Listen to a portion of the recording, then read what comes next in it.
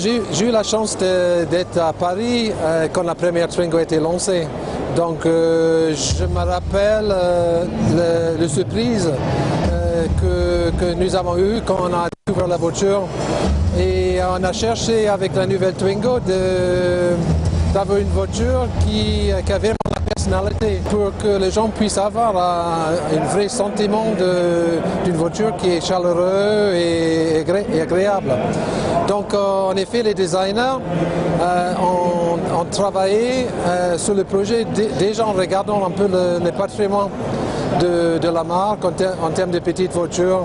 Donc bien évidemment la première Twingo a beaucoup marqué, le Renault 5 aussi, et en particulier le Renault 5 Turbo, parce qu'il y a un designer en particulier, il était fan de Renault 5 Turbo, et il a essayé de voir comment il pouvait intégrer un peu l'esprit de cette voiture dans son étude.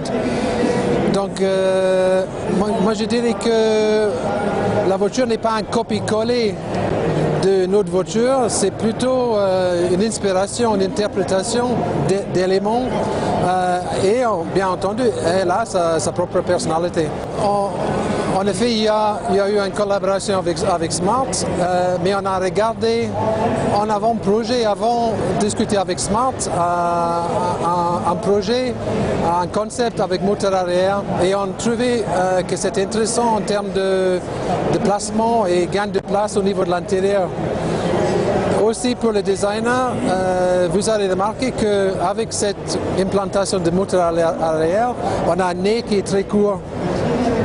Vous avez remarqué qu'on a les roues dans les quatre coins, qui en fin de compte, si vous regardez la première Twingo, elle était comme ça. Elle avait les roues dans les quatre coins et les porte-faux avant et arrière très courts.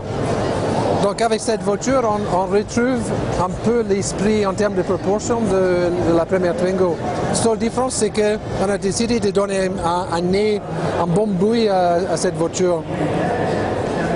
Donc si je vous donne quelques indices en termes de développement stylistique, vous allez découvrir une face avant avec l'identité, la nouvelle identité de marque, pour qu'elle s'inscrit dans la gamme, déjà avec Clio et Captur.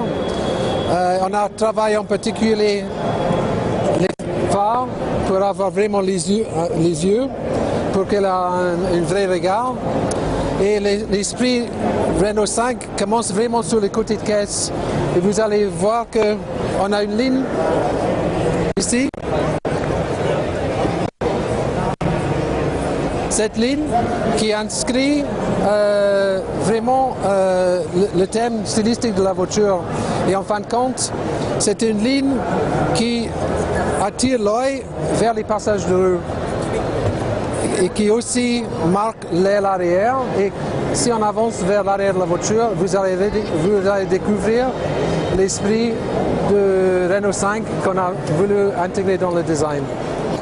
Au niveau de le côté de caisse, on voit cette ligne de style qui va vers le feu arrière. Vous remarquez qu'il y a les poignées arrière intégrées dans le dessin de vitre.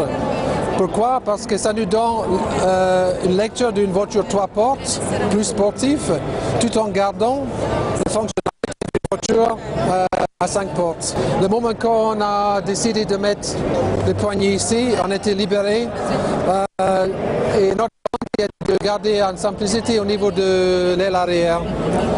Si on regarde le côté arrière de la voiture, vous allez remarquer qu'on a un éon en verre. Et notre objectif était d'essayer de lier cette technologie de verre avec les feux arrière. Donc vous allez voir en plan arrière qu'on a une lecture graphique qui est très forte.